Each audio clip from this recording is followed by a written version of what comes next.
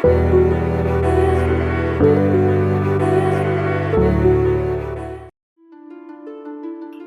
this is Michele Knight. This is the astrological update for Aries for the week starting the 9th of January.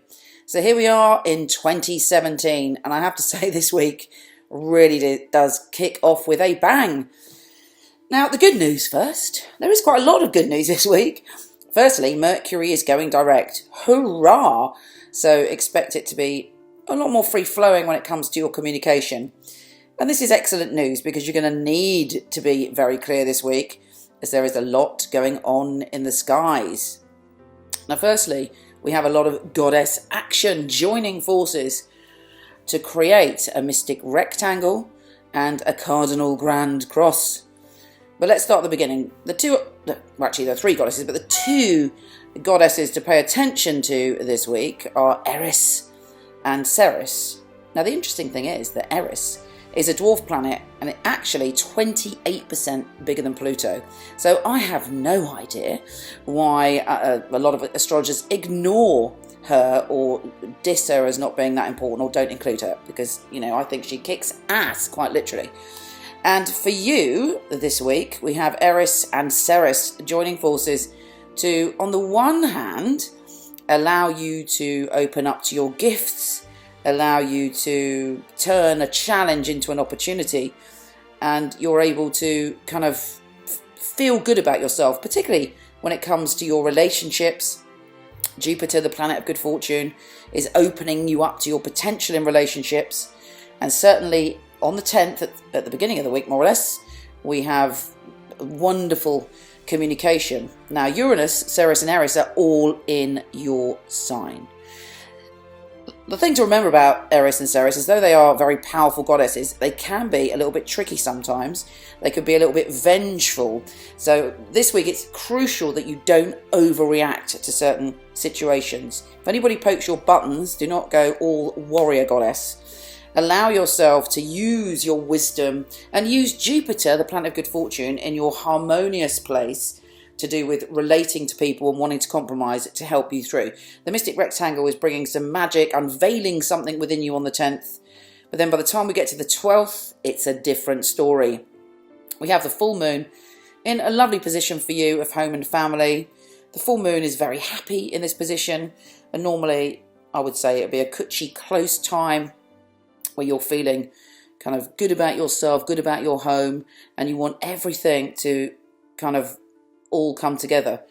But also on that day, there is the Cardinal Grand Cross I was talking about with Ceres, Eris and Uranus in your sign.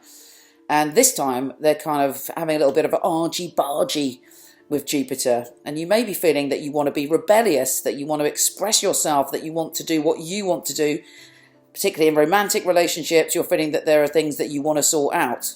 But it's important, again, that you relate that information in a calm way. And it's difficult because Uranus is making you go, "Rah, this is how I feel and this is what I think." And you might say something radical that then you can't take back. So make sure you don't do that. Now, the good news is that hopefully it all ends well because we have a lovely connection between Venus and Neptune. And they're joining forces for you, bringing out your empathy, your romantic side, your mysterious side. And you really feel that you want to bond with people and understand what they're all about. You could also have a very profound soul connection this week. But, Neptune can be a bit tricky because there's no boundary. So you're taken up on a romantic high. You're taken on a journey where you feel kind of full of love. So in a way, it's a bit of a roller coaster. You have this amazing revelation, and then you have this full moon, which is an emotional peak experience connected to your home and family.